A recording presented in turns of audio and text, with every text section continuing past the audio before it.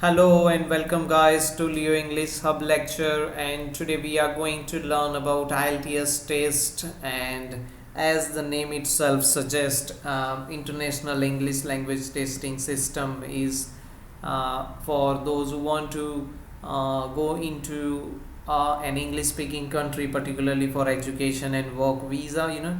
So we have two formats for these different purposes. So first is IELTS academic, and it is used for those who want to go those who want to pursue further education in an English speaking country. And IELTS general training is suitable for those seeking work experience, those who want to work abroad, particularly in English speaking countries, right? So here we have two formats guys, IELTS academic and IELTS general training, and there are four modules in each format. So we are going to learn that the first one is reading section. It is for 60 minutes. The test will conducted for 60 minutes, and in academic reading and in general training also there will be three long passages. In academic, these passages would be from books, journals and newspapers, whereas in general training format, the three passages or extracts would be from advertisements, instruction manuals, advertisement cuttings and so on. So you'll have to attempt 40 questions in both academic or general training, and the question types would be MCQs, matching headings with paragraphs, true false not given, yes no not given, short answer questions, summary completion, classifying, identifying views, etc. And the skills that are going to be tested are reading focused, details and inferences. Let's move on to the another module of writing, friends. And writing would last for 60 minutes, and in academic task 1 there would be a reporting on a graph, chart, diagram or process. There can be some pictures as well, and you will have to compare those pictures in task 1. The task 1 would be 450 words and would be you can take around 20 minutes to answer the task 1 in academic. Task 2 would be an essay, and it would consist of 250 words and 40 minutes you can take. General training also, the format is a little different because task 1 is not a reporting but it is writing a letter, and letters would be in three types: formal, semi-formal and informal, right? 150 words and 250 words limit for task 1 and task 2 in general training would also remain the same as academic task 1 and task 2, and approximate minutes would be allotted 20 minutes and 40 minutes respectively. The skills that are going to be tested in writing section would be coherence, grammar, vocabulary and task response. Grammar should not only be correct, but it should also be full of variety. Various grammatical structures needed to be used in your writing task 1 or 2. Vocabulary, same rule. You can't repeat the vocabulary as well. You should use synonyms and antonyms, I would say. And task response is also a skill that is more important in writing, that you respond to the task properly. You don't add some out of the topic text in it. So don't do that, as we are habited to do in schools and colleges, but not over here in the exams like IELTS.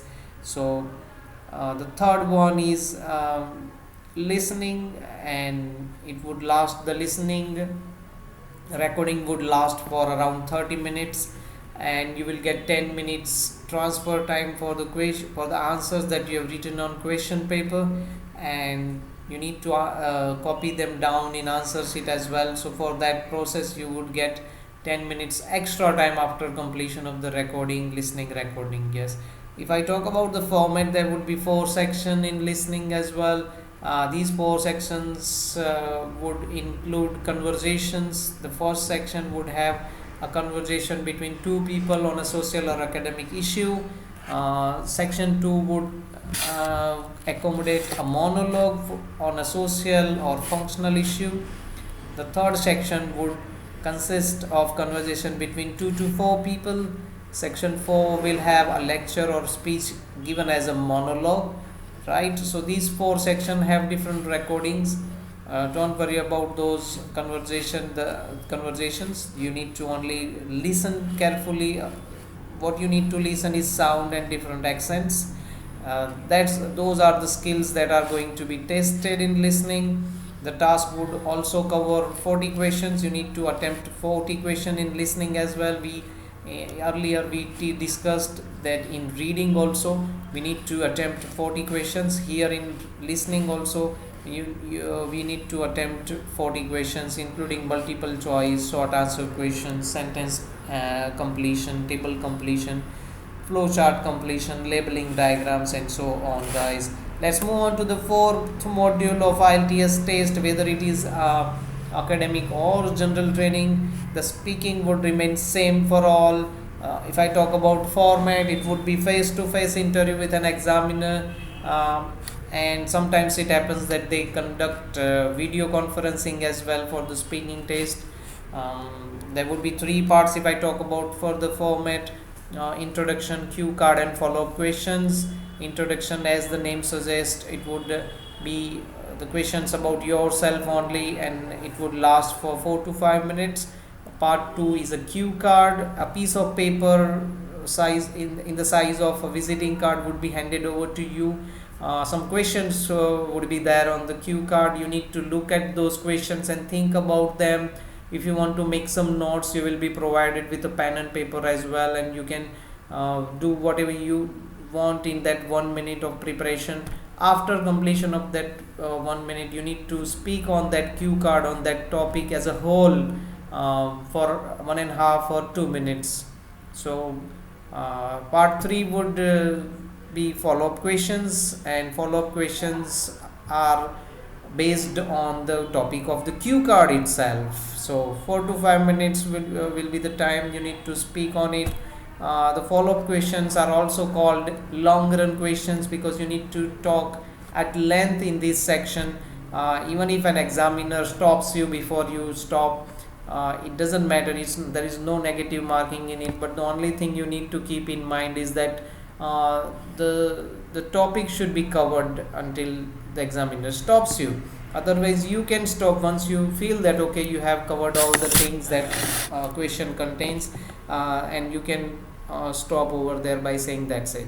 So the skills that are going to be tested in speaking test would be fluency, coherence, pronunciation. Yes, pronunciation should also be up to the mark. Vocabulary and grammatical accuracy. Grammatical accuracy means you need to your grammar needs to be very up to date with variety of structures, lexical resources as well, non-common words.